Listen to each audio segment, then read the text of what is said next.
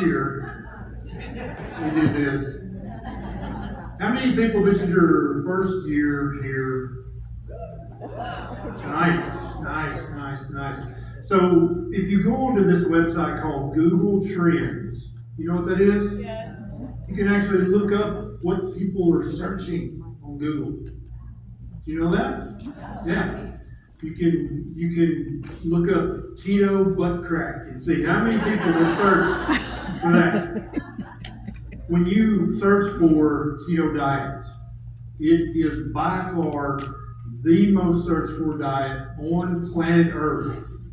Even years after, like it's, we've been doing a keto diet for specific things since the 1920s. But yet, even today, and the carnivore diet is right on its heels, right? So keto's here on Google Trends, carnivore's right here, and vegan diet is here, trending down. So you people, this is your first year here, this is it. This is the proper human diet. Very low carb, keto, ketovore, carnivore, that is the proper human diet spectrum. And I'm gonna, for you new people, there's probably a few of you who are a little bit skittish. Maybe somebody talked you into coming. There's always that spouse who's like, fine, whatever.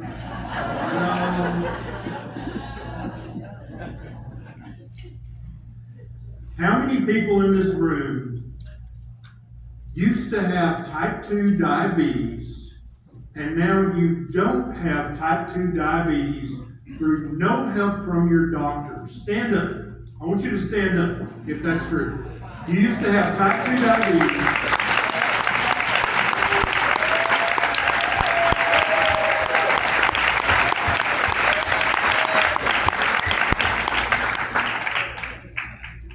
Now think about that for a second. Type 2 diabetes is a chronic progressive medical condition that we don't know what causes it, and there's currently no cure for that.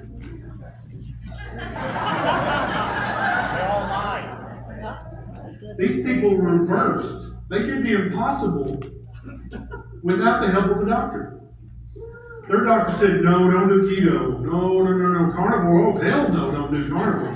No, red meat causes diabetes. Didn't you know? And these people said, you know what? Thank you, but no thank you. And they just fixed it. Just regular folks.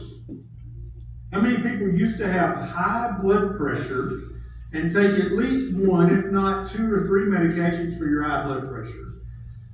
And now you don't have high blood pressure anymore. Raise your hands really high.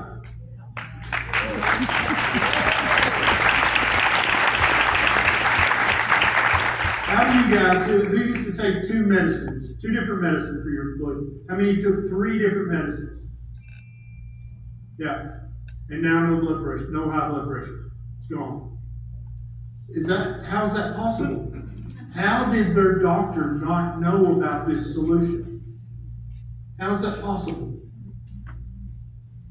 No money. If you go to the American Diabetes Association website, they have hundreds of recipes that were created by registered dietitians.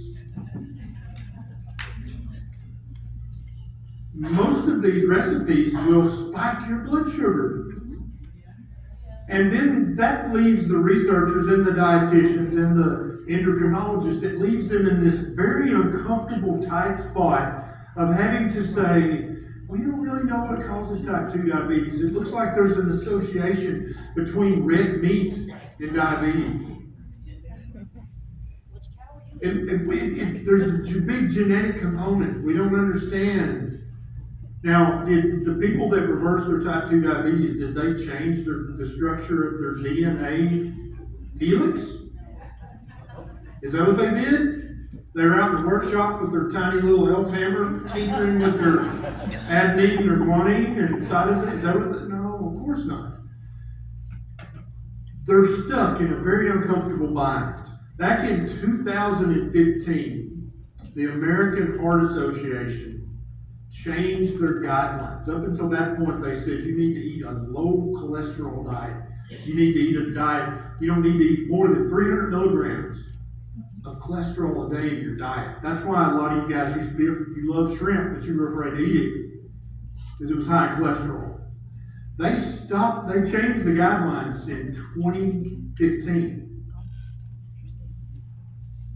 9 years ago. Have any of you, your doctors, is there a single person in here who your doctor said, you can eat all the cholesterol you want, it's irrelevant? No. Anybody's doctor? No. How many years does it take to get from the American Heart Association down to your doctor? Why does it take 9 years? Why is that? Why is it going to take 20 or 25 years for these people who reverse type 2 diabetes? It's going to take 20 or 25 years for the American Diabetes Association to.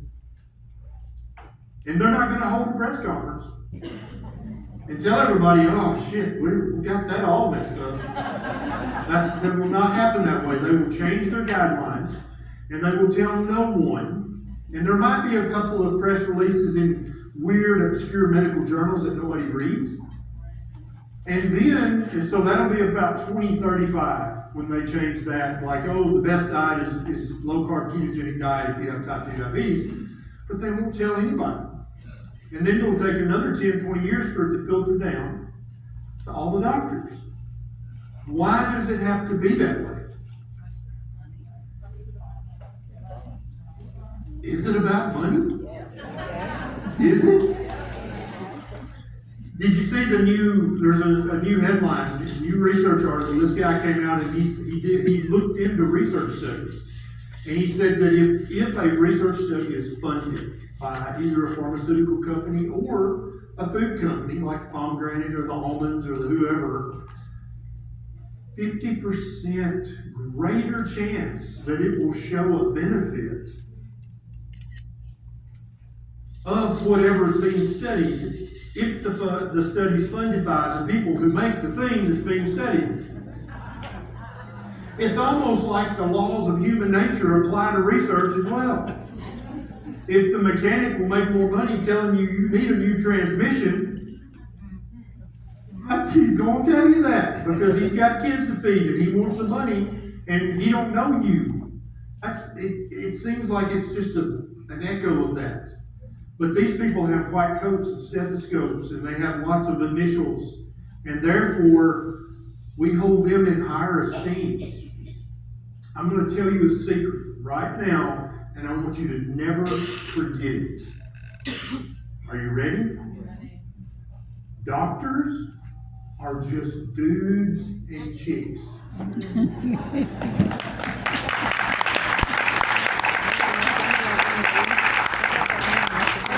They are not demigods.